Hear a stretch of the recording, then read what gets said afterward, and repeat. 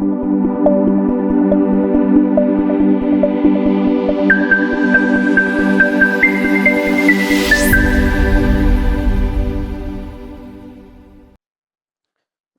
back to Inorganic TUTOR'S Institute. In today's lecture, we are basically going to continue with episode 5, right? Where we look at two-set problem. And remember, we are still under the big umbrella, union and intersection of sets. Union and intersection of sets. So basically, if we talk about two-set problem, how do you understand it? Leave your comment at the comment section before I begin. Right?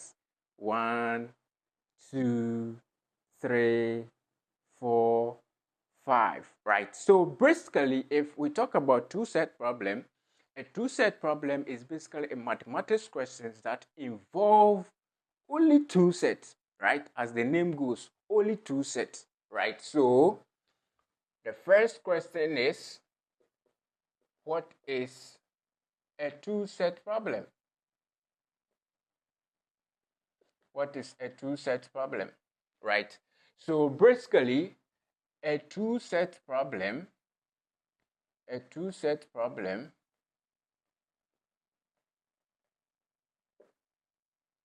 is a mathematics question. It's a mathematics question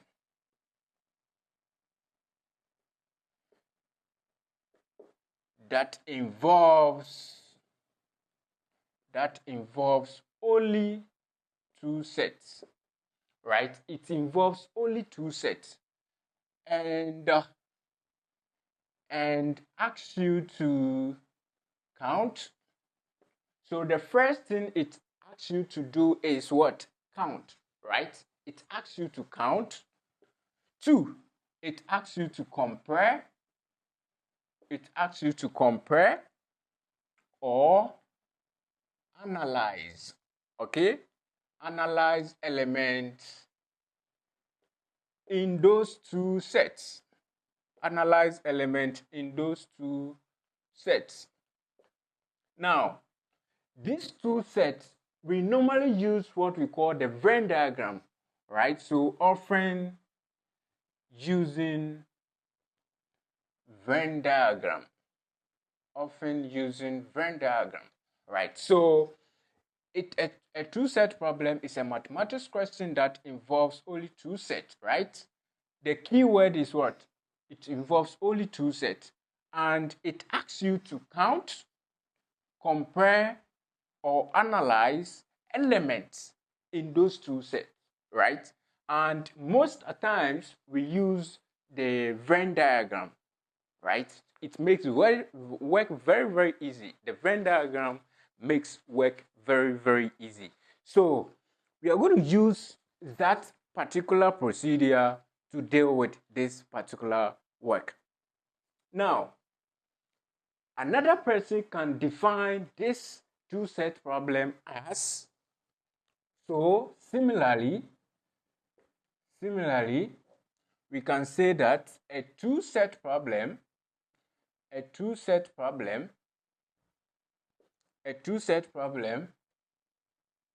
is a problem where, right, it is a problem, right, where information is given about two sets or two groups, where information is given about two groups, and you are asked to find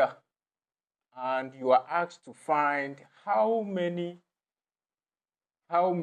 elements are, and you are asked to find how many elements are in one set, or let's call it A, right? In A, one set. In 2, or B, the other set. the other set. C, what is left? The both sets, right? Both sets. Or D, neither sets. Neither sets, right? So these are the questions that they ask in a two-set problem, right? So another person can define a two-set problem as a problem where information is given about two groups, right? So we have group A and group B, right? And these two groups, you are asked to find how many elements are in only one set, right? Or the other sets, right? Or both sets, right? Or neither sets. So neither means that the person is not in this or that. Great. Now, let's look at some question, right? Now, what makes it a two-set problem, right? So what makes it a two-set problem? So what makes it a two-set problem is that it contains exactly two sets. It contains exactly two sets, right? So what makes it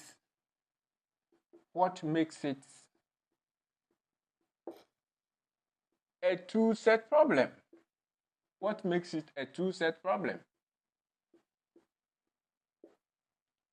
Right? So what makes it a two-set problem is that the key thing is that it involves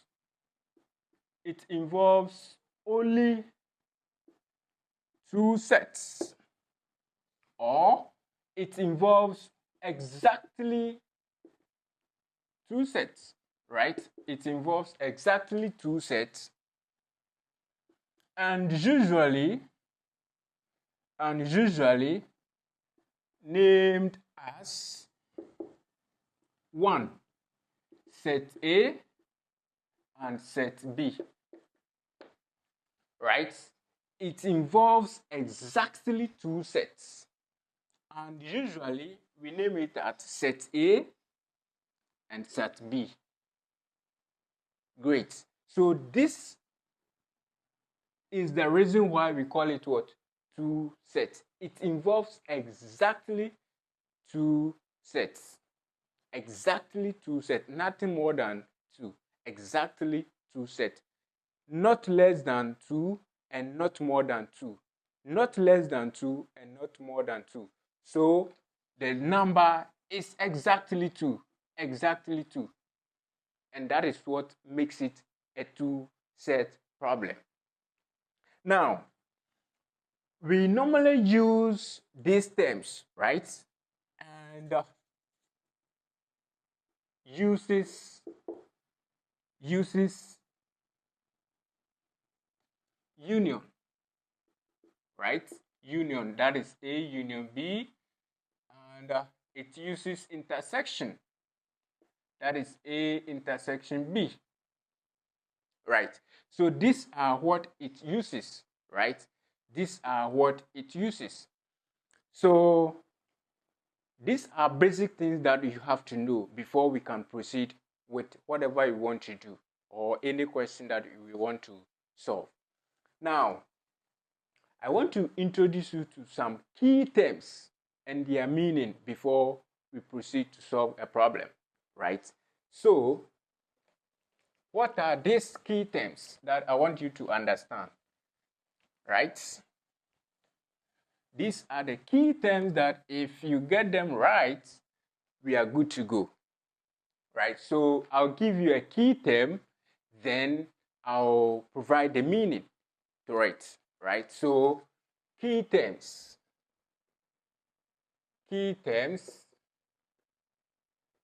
and their meanings, right? So we have the term here and we have the meaning, right? So the first term that we have is set, right? What is a set? From episode 1, we said that a set is a collection of what? Objects, right? So collection of objects. Collection of objects, right? 2, the next term is n of a, right? So if you see n of a, what does it mean? N of a means number of elements in set A, right? Number of elements in set A, right? So we have number of elements in set A, right? Then n of b represents number of elements in set B. That is n of b, right? And then we have n of a intersection b, right? That means we have number of elements in both sets, right? So let's say A and B, right? Then we also have n of A union B. N of A union B. So that means number of elements in A or B, right? From the beginning, or I think episode 3, we mentioned the meaning of all these things. I just want to re-emphasize it so that we get know of it, because we are going to use it a lot in here. Now, n of A union B or complement means the person is neither, right? So the neither, this is the notation, n of A union B or complement. N of A union B or complement, and that is the neither. So that particular representation means that element not in A or B. The element is not in A, the element is not also in B, and that is the neither, right? So that is the representation or the notation, n of A union B or complement. Now,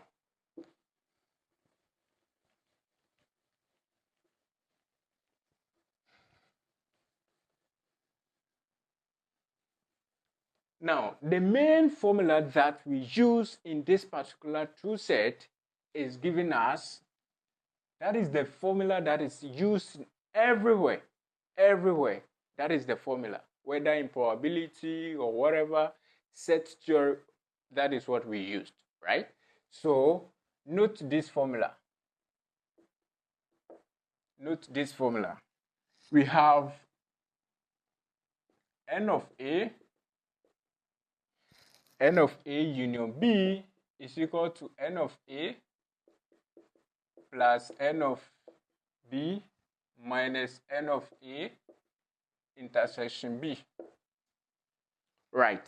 So this is the formula that is used everywhere. That is the formula that we use in two-set problem. Now, this particular formula, I will explain why we are subtracting the n of A intersection B from this, right? I will explain it along the line when we draw the Venn diagram to, identify where the n of A, n of B, all those things are. I will explain this particular formula. All right. Now, okay. Now, let's look at the diagram. We are trying to use the diagram to explain this particular things that we have done, right? So let's look at the diagram, right? This is our diagram, and then we have set A, we have set B. They are all crossing path, right? And we have our union here, or the universal set, and then we have n of A, n of B, right? So this is set A, okay? This is set A, and this is set B, okay? This is set A, and this is set B.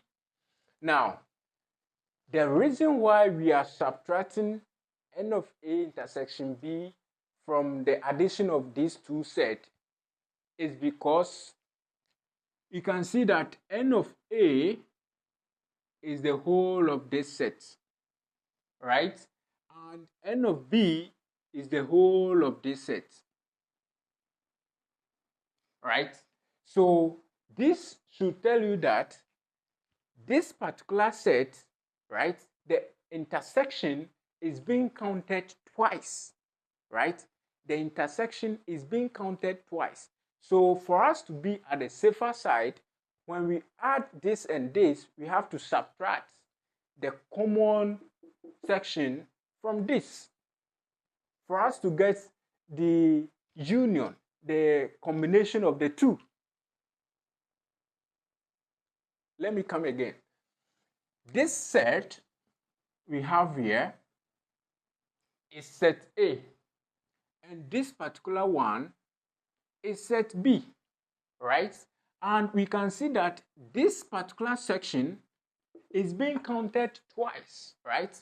This is being counted as one, and this is being counted as the second part, right? So it means that the intersection of A and B is being counted twice, right? So for us to be at the safer side, we take one of these from the summation of the two sets, right? For us to get the number of A union B. So that is why we are subtracting the common set from the summation of the two sets for us to be at the safer side, right?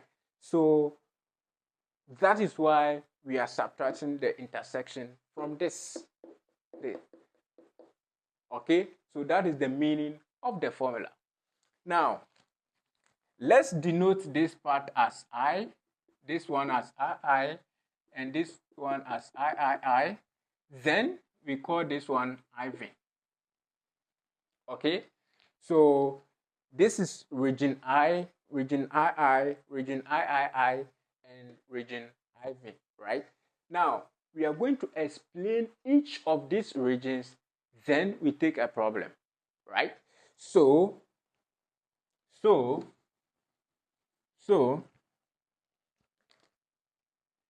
A and B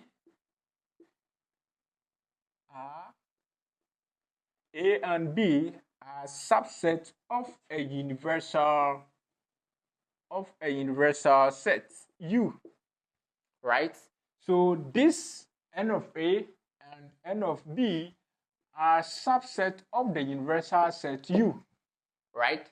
So if you take this is a subset of the universal set.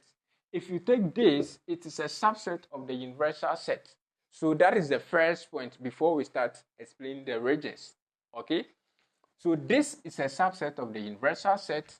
This is also a subset of the universal set, right? It's like having your mother. You are a subset of your mom, right? You are a subset of your parents. So that is what we have right here. Now, the second point is that every element X that belongs to U is a member of exactly one of the four distinct subsets, one of the four distinct subsets of U,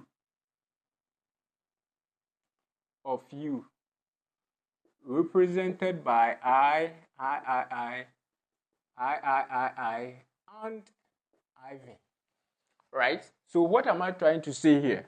Every element X that is in U is a member of exactly one of the four distinct subsets of U, represented by I, and IV. Right?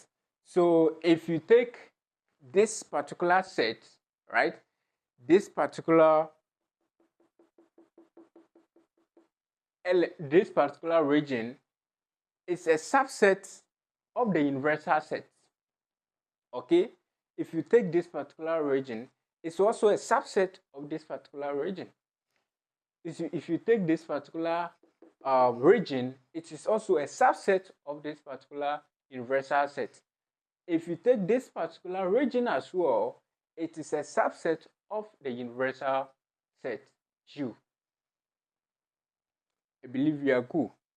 Now, if we have understood this very well, now that we have understood this particular section, I want you to understand that each of the regions that has been denoted over here, I, and IV, they are all described in terms of what? A and B, right? They are described in terms of set A or set B, right? Now, let me write that particular English. Each of the regions are described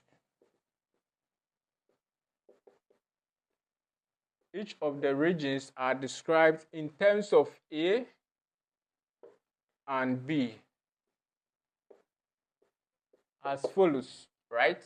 So, 1, we are going to look at the first one, the region 1, right? So, region 1, what does it mean? This particular region, what does it mean? So, region 1,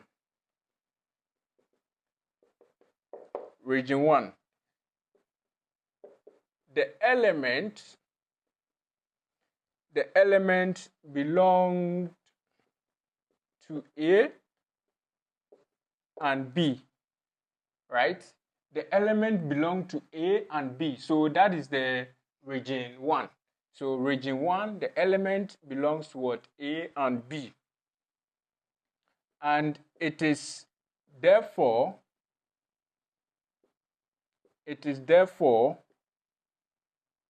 denoted as A intersection B, right?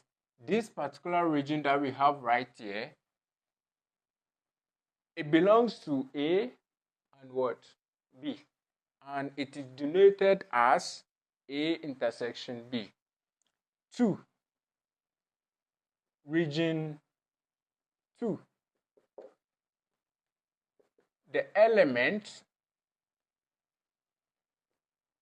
region 2, the element belong to A only, right? The element belong to A only, so that is region 2, this particular region. The element belongs to A only, right? That is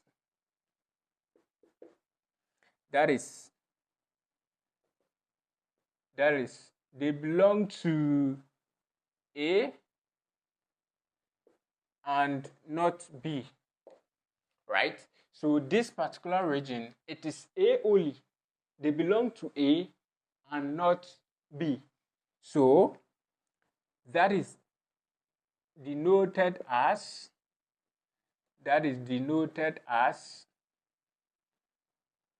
A intersection B complements. So this particular region is denoted as A intersection B complement, right? So they belong to A and not B. They belong to A and not B. So this particular section belong to A but not what? B. They belong to A and not B, right? Now let's look at the next. Yeah, I can. Okay, so region 3, the element belongs to B only, right? That is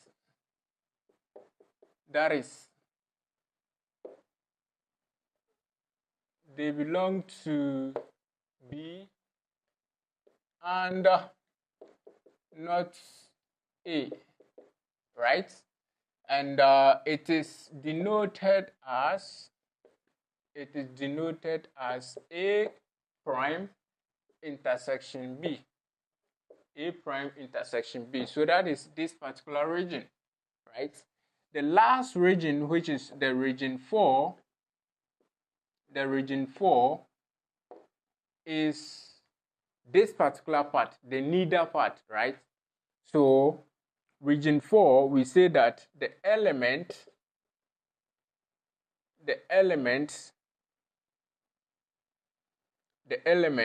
belongs to none, right? Belongs to, it doesn't belong to A, and it doesn't also belong to what? B. So we say that the element belongs to what? None. So that means that is they belongs to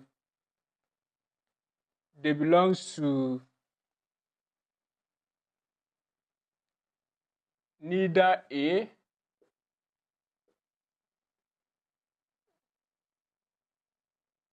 nor B, right? That is, they belong to neither A nor B. We know that the element belongs to none, right? None means they don't belong to A, they don't also belong to what? B. So that is, they belong to neither A nor B, right? So it is therefore denoted as A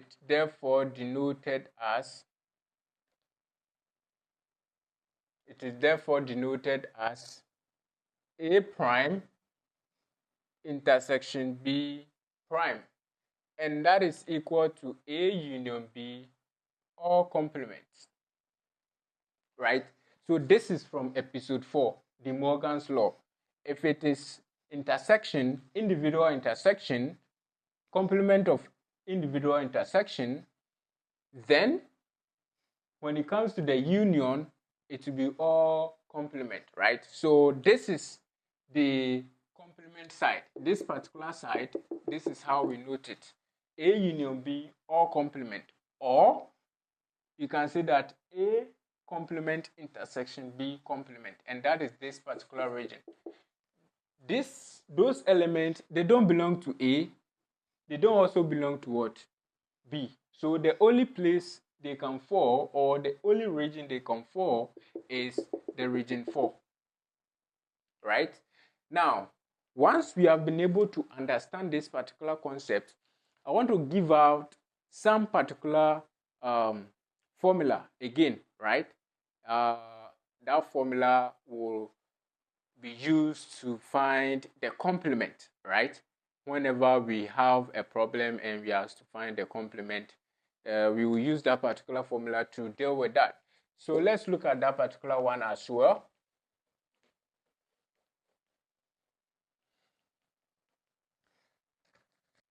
Okay, so note this particular formula. N of U is equal to, we already know this particular one and we know why it is this way. Now, note this particular one as well. N of U is equal to N of A union B plus N of A union B all complement, right? So if you sum number of what? A union B and the number of A union B all complement, it should give you your universal set, right? So if you sum this section, the region 4, right? If you sum the region 4, okay, and you sum these two, right, it should give you the universal set. Okay, N of A union B means that number of A or number of what? B. And all means what? Addition. So you sum this, and then you add it to the complement, it should give you what? The universal set. So that is what we actually have here as this particular formula, right? So we have seen this formula, and we have seen this one too as well. Now, let's look at a question, right? Let's look at a question. So give me some short minute. I'll be right back with a question so that we will get a full clarification on the two-set problem.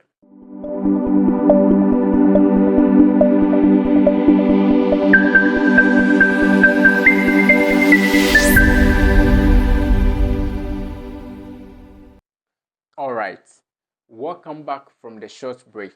I believe that you have been able to digest the concept and you are good with it.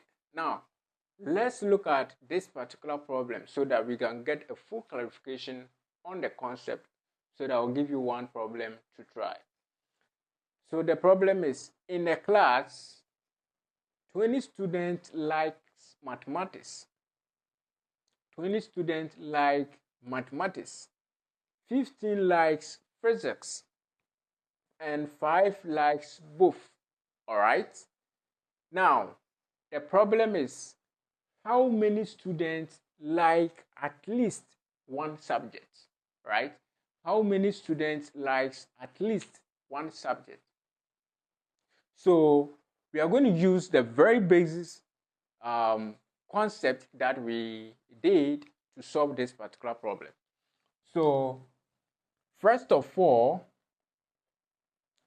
we have been given that 20 students likes mathematics, right? So if it is theory, try to define the terms, right? So let's say that N of M is equal to number of mathematics students, right? Number of mathematics students. And then N of P equals number of physics students. All right. Then N of M intersection P should be equal to both mathematics and physics, right? So both, right? Both. Now, we want to find the number of students that likes at least one subject. At least one subject. So, what are we going to do? The diagram will make the work very simple, but let's work it out first, right? So, we are going to say that we have a Venn diagram. So, we have N of U here, we were not given, and then we have set A, set B, right? So, we say that N of M, which is the mathematics student, was 20, N of P, which is 15, the number of physics student, right? Okay, so the number of physics student is 15, the number of mathematics and physics is 5, the number of mathematics alone is 20, right? So this is 20, right? And this is 15 for physics. And both mathematics and physics student is 5, right? Now, how do we represent this information in the Venn diagram? So first of all, if you have a problem of this nature, okay, and you want to use the Venn diagram to get your answers, first, target the intersection, right? So first, put your intersection over there, right? Once you have the intersection, now take the intersection from the number of people in that particular set. Then you get the students that are taking only mathematics, right? So we take 5 from 20 and that becomes 15, right? And then also we take 5 from 15, that becomes 10, right? So it means that 15 here, it was actually 20. But because we want only mathematics student, we take 25 from the 20 and we have 15. And then we take 5 from the 15, we have what? 10. So this becomes only mathematics student and this becomes only physics student. Great. So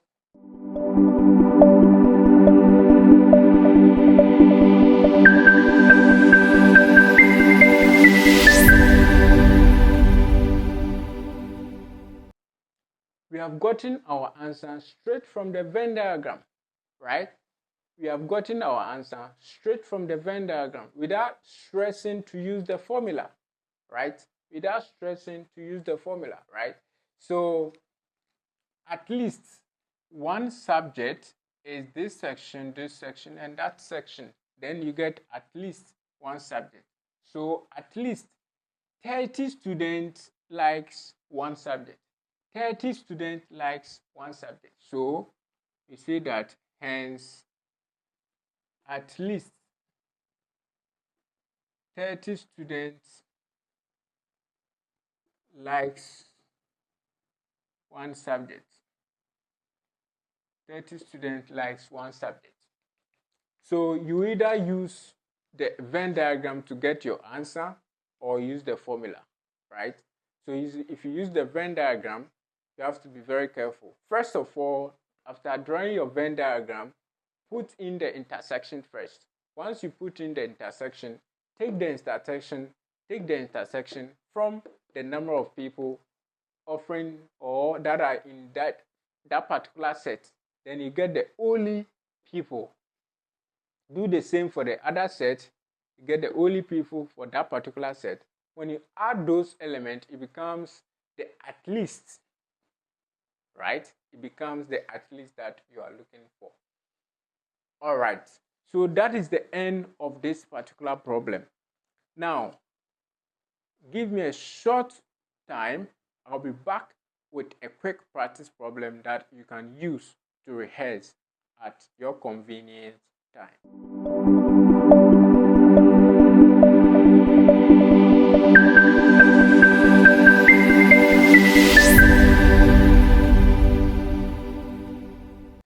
Welcome back from the short break. I believe that you have been able to digest the problem that we solved and you are good with it. Now, this is a quick practice problem that I want you to try at your comfort zone.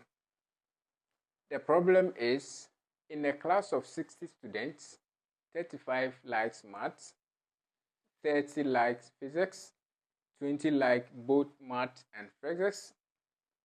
Now, the question is, how many students like at least one subject?